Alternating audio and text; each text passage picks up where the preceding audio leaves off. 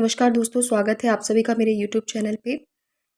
और आज के वीडियो में हम लोग पढ़ेंगे कारक प्रकरण। संस्कृत का टॉपिक आज लिया है और संस्कृत के इस टॉपिक में हम कारक पढ़ने जा रहे हैं। सबसे पहले हम कारक की परिभाषा देख लेते हैं। साक्षात क्रियान्वितम कारकम, अर्थात क्रिया से सीधा संबंध रखने वाले शब्दों को ही कारक कहा जाता है ना। मतलब क्रिया से जो सीधा संबंध रखें उन्हीं को हम ऐसे शब्द जो होंगे उसको हम क्या कहेंगे, कारक कहेंगे। षष्ठी विभक्ति का क्रिया से सीधा संबंध नहीं होता और इसमें सीधा संबंध होना जरूरी है, इसलिए इसे कारक नहीं माना गया है। इस प्रकार संस्कृत में 6 कारक ही होते हैं। कोई अगर हमसे पूछता है तो कि संस्कृत में कितने कारक होते हैं, तो हमें बताना है कि संस्कृत में 6 कारक ही होते हैं और विभक्तियाँ 7 होती हैं। कर्ता, कर्म, च करणम, च सब संप्रदानम, तथैव च अपादानमधिकरणम चेत्याहुः कारकाणि षट्। हम कारकों को सरल रूप में अग्र चित्र के माध्यम से समझ सकते हैं। देखिए, ये है पूरे कारक चिन्ह जो हम लोगों ने कभी बचपन में पढ़े थे, लेकिन ये हमें भूल जाते हैं, तो इसे हम लोग थोड़ी सी समझेंगे। देखिए, इसमें 3 कॉलम है, विभक्ति, कारक और चिन्ह के। तो सबसे पहला प्रथमा कर्ता ने, द्वितीया कर्म को, तृतीया करण से के द्वारा, चतुर्थी संप्रदान के लिए, पंचमी अपादान से अलग होने के अर्थ में, मतलब कोई चीज़ अगर किसी चीज़ से अलग हो रही होगी तो वहाँ पे अपादान होगा। षष्ठी संबंध विभक्ति के रूप में का, की, के, रा, री, रे। और उसके बाद हम बात करते हैं अधिकरण की। सप्तमी अधिकरण में पर और संबोधन हे, भो, अरे। ठीक है, तो इसे हमें थोड़ा सा याद रखना पड़ेगा, क्योंकि ये बनेगा तभी हमें कारक थोड़े याद रहेंगे और किसी भी सेंटेंस को देख के हम लोग समझ पाएंगे कि किस चिन्ह का क्या मतलब होता है, कौन सी चीज़ में क्या बोला जा रहा है ना। तो ये हमें याद रखना है। हमें विभक्ति भी याद रखनी पड़ेगी, हमें कारक याद रखने पड़ेंगे, हमें चिन्ह याद रखने पड़ेंगे। तो इतनी चीज़ के बेसिस पे हम लोग काफ़ी कुछ सॉल्व कर लेंगे। फिर भी हम एक बार अलग अलग समझ लेते हैं। सबसे पहले हम कर्ता कारक की प्रथमा विभक्ति के बारे में देखते हैं। क्रिया के करने वाले को कर्ता कहते हैं, अर्थात वाक्य में जिस संज्ञा सर्वनाम शब्द को कार्य का करने वाला या होने वाला समझा जाए उसे कर्ता कहते हैं, मतलब जो कार्य को कर रहा हो। तो कर्ता में प्रथमा विभक्ति का प्रयोग होता है। जैसे राम जाता है, रामः गच्छति, वह पढ़ता है, सह पठति, मोहन खाता है, मोहनः खादति। ठीक है, तो ये हो गया आपका कर्ता। ठीक है, कर्ता कारक प्रथमा विभक्ति। इसके बाद हम देखते हैं कर्म कारक। कर्म कारक द्वितीय विभक्ति, जिस पर क्रिया का फल पड़ता हो उसे कर्म कहते हैं, अर्थात अथवा कर्ता जिसको अधिक चाहता है उसे कर्म कहते हैं। कर्म कारक में क्रिया द्वितीय विभक्ति का प्रयोग होता है। इसमें एग्जाम्पल है, बालक पत्र लिखता है, बालकः पत्रम लिखति, राम गांव जाता है, रामः ग्रामम गच्छति, सुरेश पुस्तक पढ़ता है, सुरेशः पुस्तकम पठति। है ना। इसमें अभितः, परितः, समया, निक्षा, हा, प्रति, अनु, बिना इत्यादि के योग में द्वितीय विभक्ति होती है। जैसे एक एग्जाम्पल है कि कृष्ण के चारों ओर भक्त हैं, है ना। तो कृष्णम परितः भक्ता सन्ति।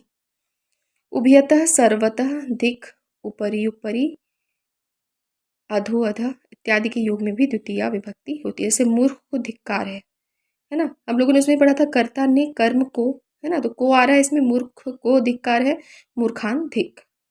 ठीक है, अब हम लोग तीसरा देखते हैं करण कारक। करण कारक इसमें तृतीया विभक्ति होती है।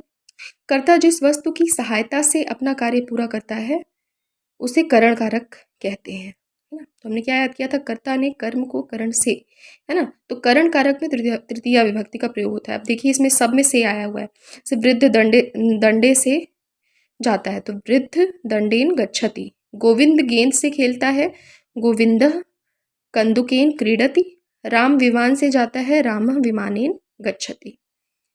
सह, साकम, सार्धम, समम, इन चारों शब्दों के योग में जिसके साथ कोई काम किया जाए उसे उसमें तृतीया विभक्ति होती है। एग्जाम्पल, पुत्र पिता के साथ जाता है, पुत्रः जनकेन सह गच्छति, है ना। जिस अंग के कारण शरीर में कोई विकार आया हो उसे अंगवाची शब्द में तृतीया विभक्ति होती है। जैसे भिखारी पैर से लग रहा है ना, पैर से ही लग रहा होगा, तो पैर से लंगड़ा है, से आ रहा है, तो यहाँ पर भी क्या होगा, तृतीया विभक्ति होगा। और इसे हम लोग कैसे देखेंगे, कि भिक्षुकः पादेन खंजः अस्ति, वह कान से बह रहा है, सह कर्णेन बधिरः अस्ति। पृथक को बोलते हैं अलग, बिना को बिना, नाना को भी बिना, कि योग में तृतीया, द्वितीया और पंचमी विभक्ति होती है। ठीक है, तो ये हमारा इतना हो गया। अब इसमें एग्जाम्पल हम लोग देख लेते हैं कि राम के बिना दशरथ जीवित नहीं रहे, रामेण दशरथ न अजीवत। ठीक है, और एक चीज इसमें और देख लेते हैं कि जिस चिन्ह से कोई व्यक्ति पहचाना जाता है उसे चिन्हवाची शब्द में तृतीय विभक्ति होती है। एग्जाम्पल क्या ले सकते हैं कि वह जटाओं से साधु है, सह जटा भी साधु अस्ति। ठीक है, इसके बाद हम लोग चौथा देख लेते हैं संप्रदान कारक। इसको बोलते हैं, इसमें होती है चतुर्थी विभक्ति। इसमें क्या बोल सकते हैं, जिसके लिए कोई वस्तु दी जाए या जिसके लिए कोई कार्य किया जाए वह संप्रदान कारक कहलाता है। संप्रदान कारक में चतुर्थी विभक्ति का प्रयोग होता है। तो हमने क्या याद किया था, कर्ता ने कर्म को करण से संप्रदान को के लिए, है ना। मतलब माता बच्चे को दूध देती है तो जनकी बालकाय दुग्धम दधाती। छात्र पढ़ने के लिए विद्यालय जाता है, छात्र पठनाय विद्यालयम गच्छति। नमः नमस्कार, स्वस्ति कल्याण हो, स्वाहा बलि है देवता के लिए और स्वधा बलि है पितरों के लिए। अलम पर्याप्त आदि अव्यय शब्दों के योग में चतुर्थी विभक्ति होती है।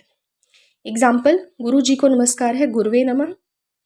क्रुध्यति क्रोध करता है, द्वियति द्रोह करता है, ईर्ष्यति ईर्ष्या करता है, असूयति डाह करता है कि योग में जिसके प्रति क्रोध आदि किया जाए उसमें चतुर्थी विभक्ति का प्रयोग होता है। एग्जाम्पल, गुरु जी शिष्य पर क्रोध करते हैं, गुरु शिष्याय क्रुध्यति।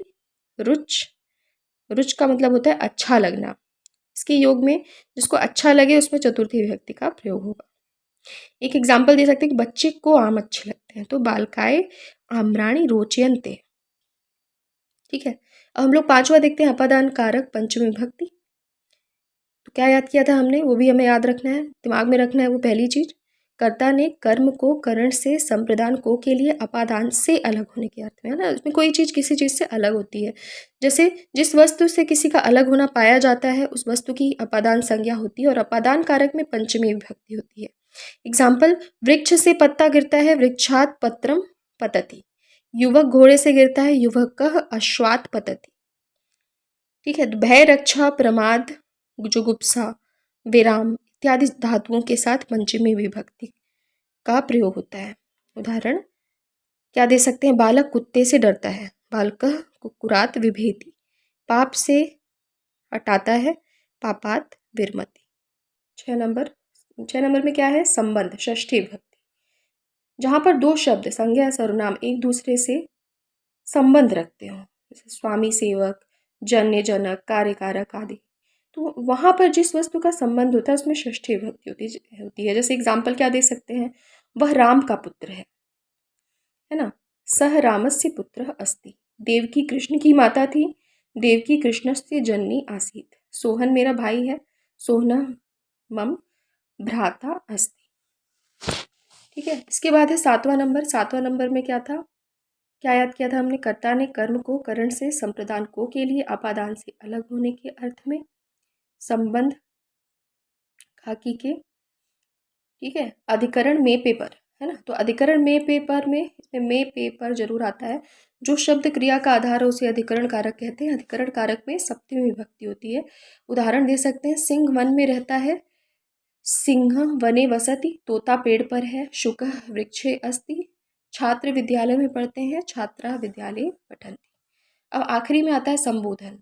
संबोधन हे भो अरे हमने याद किया था, किसी को पुकारने या सावधान करने हेतु जिस शब्द का प्रयोग किया जाता है उसे संबोधन कहते हैं। संबोधन में प्रथमा विभक्ति का प्रयोग होता है। इसमें एग्जाम्पल क्या दे सकते हैं, अरे राम यहाँ आओ, हे राम अत्र आगच्छत। अरे सैनिको देश की रक्षा करो, हे सैनिकाः देशस्य रक्षाम कुरुत। ठीक है, तो ये हमारा आज का टॉपिक हो गया कारक के बारे में, संस्कृत के कारक हो गए। और अगर आपको ये वीडियो पसंद आया हो तो प्लीज़ इसे लाइक कर दीजिए, सब्सक्राइब कर दीजिए एंड शेयर कर दीजिए। और अगर आगे भी आप मेरे वीडियोस के साथ बने रहना चाहते हैं तो प्लीज़ साइड की बेल आइकॉन पे क्लिक कर दीजिए। Thank you.